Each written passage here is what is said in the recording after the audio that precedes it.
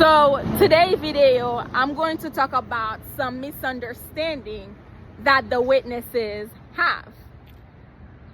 When you commit a sin, it's not just about sleeping with somebody. That's called fornication, when you have sex with someone else without being married. 1 Corinthians chapter 13 have a list of sin that are bad, like committing homosexuality. Homosexuality is also a sexual sin, but it's not only about sin, because it also mentions things like sect. That means making your own crowd. It talks about gossiping. It talks about stealing. All these sins are cause for being disfellowshipped, because if you are practicing them, you are more likely to bring the whole congregation along with you. So sex, like having sexual intercourse, masturbating, committing sexual homosexuality, even bestiality, having sex with animals, watching pornography, it's not misconduct. These are big sins against God. So all those sins should be ground for disfellowship. Now, what is misconduct? Now, if you go back then, if you kiss someone that's not your boyfriend, it could be considered as misconduct. But that's a ground for disfellowship, because you don't have a pure mind. So what are misconduct? Misconduct is probably thinking about sex. Things that shows that you don't have a pure mind. Thoughts, things that are in your thoughts are what is considered misconduct. Another misconception that witnesses have wrong: when you get married, you're not supposed to have sex, because you're supposed to become perfect like Jesus. Jesus did not have a marriage mate. He was considered Son of God. Yes, he did said to, if you can make room for that, make room for that. We're supposed to rise above the Bible, because everybody knows the truth on them.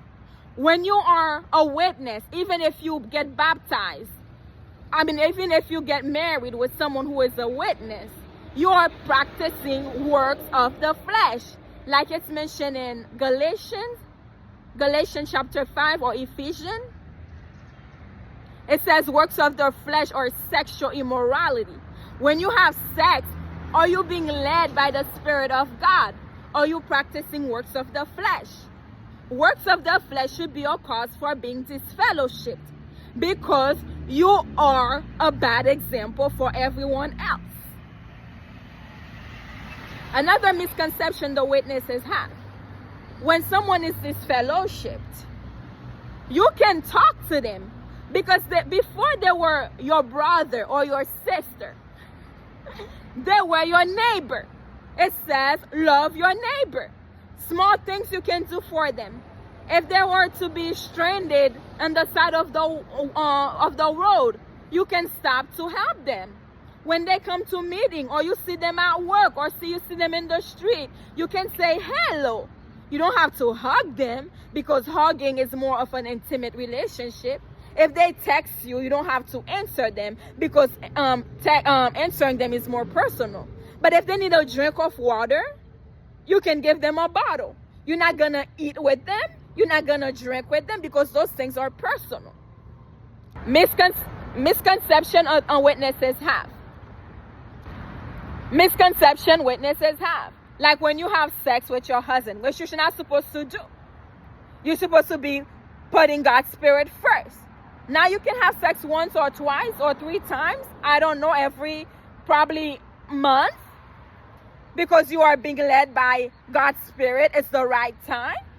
But performing oral sex on your husband, on your wife, watching pornography together, or even like engaging on certain communication topic as an engaged couple, even as a marriage couple, it's considered as misconduct. When you have to talk about sex with each other, like, oh, and how many times do you want to have sex Or do you like it? What position do you want to take? This is misconception. Those things are not proper for a Christian, a servant of Jehovah. So no, even as a married couple, sex shouldn't be part of your topic, because it's not something you should be doing at all. Another thing, when you commit a sin, when you commit your sin, like talking bad about somebody else, stealing, making your own group, extortion, all those sins that the Bible mentioned, you are wronging yourself. Jehovah is not a person. Jehovah is a spirit. So you're not wronging Jehovah. You are wronging yourself, because you're the one who's going to have to deal with the consequences of your action. So no, you're not making Jehovah sad. You're not making Jehovah mad. When you talk bad about people, it shows what kind of person you are. When you have sex with somebody who is unmarried, or looking at another man's wife, looking at another woman's husband, you are wronging yourself. That means your thoughts are not pure. You can ask God for forgiveness, but at the end of the day, you have to clean up.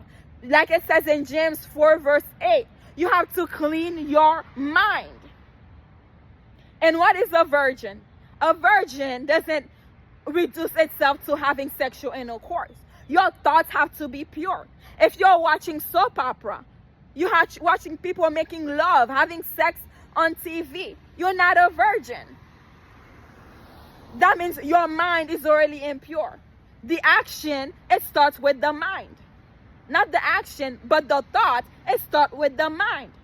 If you're feeling horny down in your private part, you're not a virgin. You cannot be pure. So, watching people having sex like in a soap opera versus watching pornography, it's the same thing. Do you guys still consider putting your computer outside the living room? Or do you have a computer in your bedroom?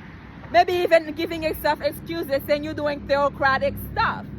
Is your phone clean? Does it have naked pictures in them? Does it have private parts? Just because it's your private thing, there's nothing private with Jehovah. Your whole life, your whole aspect should be pure. I hope I covered some of the things, misconception that I heard, but what I mostly wanted to say was that when you commit a sin, you're not wronging Jehovah. You are wronging you, because you're the one who's going to have to deal with the consequences of your action. Jehovah put his laws to help you. Jehovah is God, most powerful God. God doesn't have any weakness in him. Your soul should not have any weakness in them. And our duty is to read the Bible, not only read it, but to build understanding. From understanding to build wisdom. You don't have to learn by experience. When you see people in the world having fun or doing things, that's because you don't hate what is bad. If you don't hate what is bad, you cannot say that you are a lover of Jehovah.